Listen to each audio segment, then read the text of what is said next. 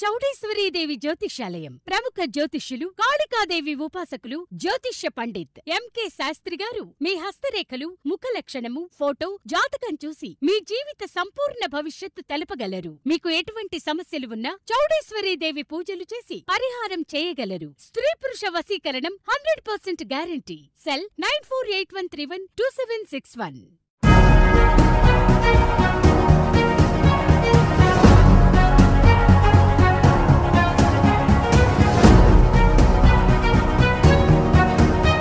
నమస్తే friends, welcome to CR ముచ్చట్లు. Friends, Bigg Boss fame anchor Sravanthi గురించి ప్రత్యేకంగా పరిచయం చేయాల్సిన అవసరం లేదు.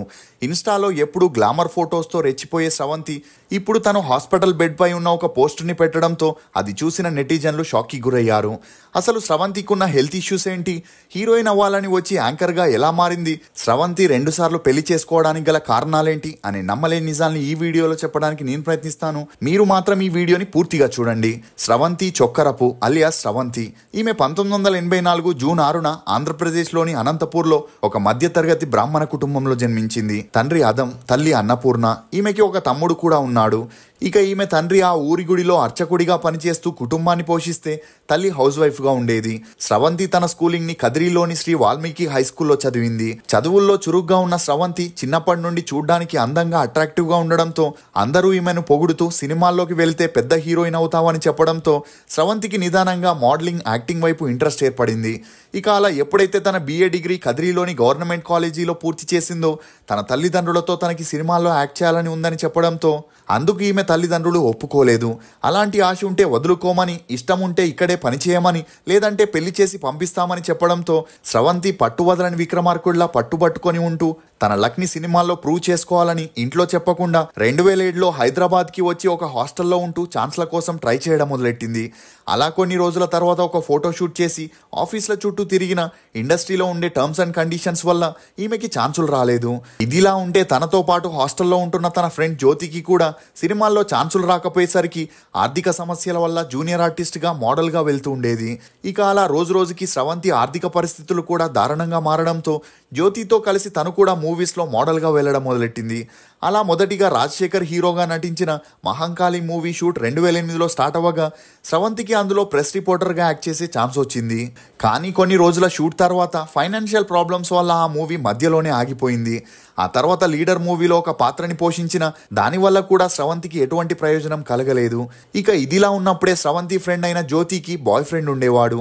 అలా అతన్ని కలిసేందుకు జ్యోతి తనతో పాటు శ్రవంతిని కూడా తీసుకెళ్లేది.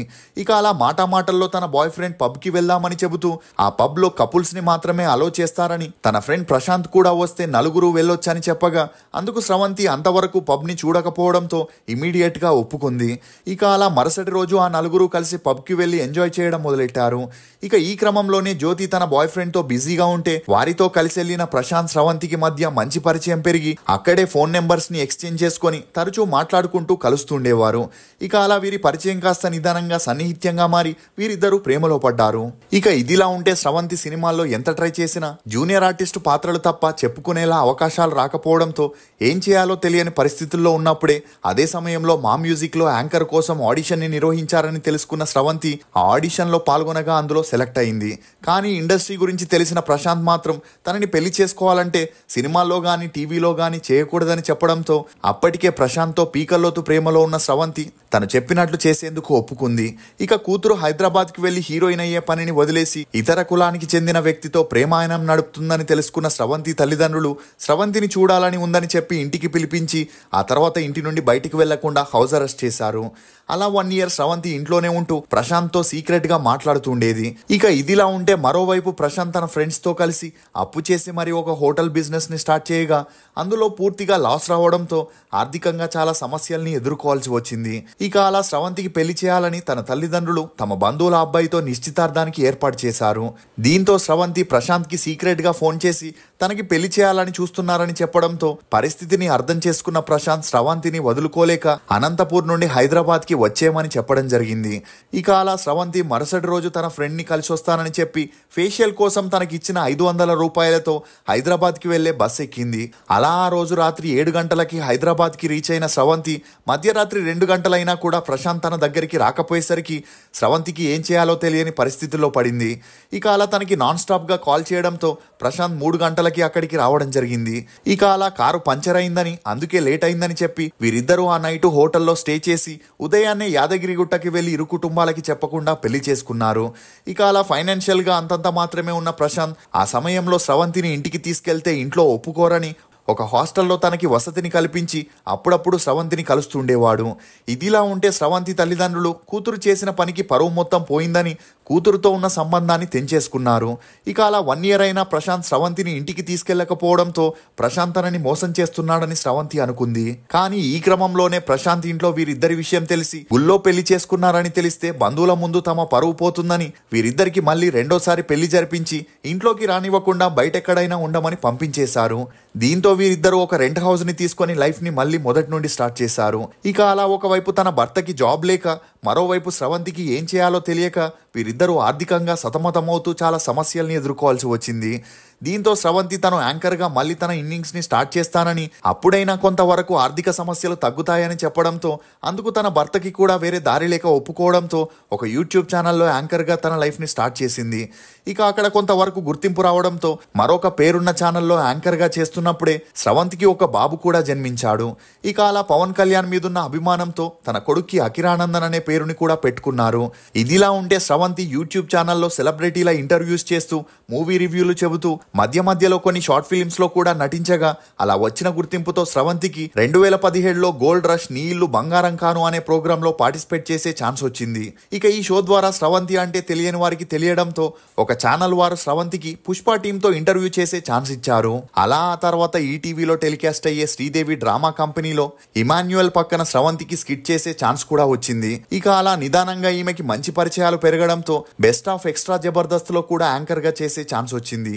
అలా ఆ తర్వాత స్రవంతి ఓటీటీలో వచ్చిన బిగ్ బాస్ నాన్ స్టాప్ కి వెళ్ళగా అక్కడి మాటలు ఇక్కడ, ఇక్కడి మాటలు అక్కడ చెబుతూ కంటెస్టెంట్ల మధ్యలో పుల్లలు పెట్టడంతో స్రవంతి 6వ వారంలోనే ఎలిమినేట్ అయింది. దీంతో చాలా వరకు నెగిటివిటీని కూడా ఎదుర్కోవాల్సి వచ్చింది. ఇక అలా అప్పటి వరకు డీసెంట్ గా నార్మల్ డ్రెస్సింగ్ తో కనిపించిన స్రవంతి ఎప్పుడైతే బిగ్ బాస్ కి వెళ్ళొచ్చిందో అందాలని ఆరబోస్తూ తన ఇన్స్టాగ్రామ్ లో హాట్ ఫొటోస్ ని అప్లోడ్ చేయడం మొదలెట్టింది. ఎందుకంటే అనసూయ లాంటి యాంకర్స్ కూడా పెళ్ళ 2 పిల్లలున్నా అందాల ఆరబోతని చేయడం వల్లే ఇప్పటికీ అటు యాంకర్ గా ఇటు సినిమాల్లో కూడా ఛాన్సులు వెతుక్కుంటూ వస్తున్నాయి. ఇక అలా స్రవంతి డ్రెస్సింగ్ పై నెటిజన్లు స్పందిస్తూ పెళ్ళై ఒక బాబున్నా కూడా ఎందుకంతలా బరి తెగిస్తున్నావు అని కమెంట్లు పెట్టడంతో ఆ కమెంట్స్ కి స్పందించిన స్రవంతి తను ఈ రోజు ఆ స్థాయికి వెళ్ళిందంటే దాని వెనుక 10 ఏళ్ల కష్టం ఉందని, తన డ్రెస్సింగ్ విషయంలో కుటుంబ సభ్యులకి ఎలాంటి అభ్యంతరం లేనప్పుడు బయట వారు ఏమనుకుంటే తనకేంటి అంటూ రిప్లై ఇవ్వడంతో అప్పటి నుండి స్రవంతిని కొంతమంది ట్రోల్ చేయడమే పనిగా పెట్టుకున్నారు. ఇక ఇదిలా ఉంటే ఎప్పుడు గ్లామర్ ఫొటోస్ పోస్ట్ చేసే స్రవంతి రీసెంట్ గా తను హాస్పిటల్ బెడ్ మీద ఉన్న ఒక ఫోటోని షేర్ చేస్తూ తనకి 40 రోజుల నుండి విపరీతమైన బ్లీడింగ్ అవుతుందని, డాక్టర్ని వెళ్లి కన్సల్ట్ చేసే టైం లేక స్కానింగ్ కూడా చేయించుకోలేదని, అలా తనకున్న బిజీ స్కెడ్యూల్ వల్ల ఆరోగ్యాన్ని పట్టించుకోకపోవడంతో ఒకరోజు ఉదయం నుండి సాయంత్రం వరకు షూట్ జరిగిందని, ఆ టైంలో విపరీతమైన కడుపు నొప్పి రావడంతో వెంటనే డాక్టర్ని కలవగా టెస్ట్ చేసిన డాక్టర్ తనకి ఫైబరాయిడ్స్ అనే సమస్య వచ్చిందని, అందుకు ఇమ్మీడియట్ గా సర్జరీ చేయాలని చెప్పడంతో తను అడ్మిట్ అయిందని, అలా ఆ సర్జరీ సక్సెస్ఫుల్ గా జరిగిందని, కానీ ముందులా నడవాలంటే తనకి 4 నుండి 5 వారాల టైం పడుతుందని చెప్పుకరావడంతో పాటు అందరూ తనలాగే హెల్త్ ని నెగ్లెక్ట్ చేయకుండా జాగ్రత్తగా కాపాడుకోండి అని స్రవంతి చెప్పుకరావడం గమనార్హం. ఇవే ఫ్రెండ్స్ స్రవంతి గురించి కొన్ని నమ్మలేని నిజాలు. ఈ వీడియో మీద మీ అభిప్రాయాన్ని కమెంట్ సెక్షన్ లో తప్పకుండా తెలియజేయండి. మేము చేసిన ఈ వీడియో మీకు నచ్చినట్లయితే ఒక లైక్ ద్వారా మీ సపోర్ట్ ని మాకు తెలియజేయండి. For more interesting videos please subscribe to CR ముచ్చట్లు. Thank you.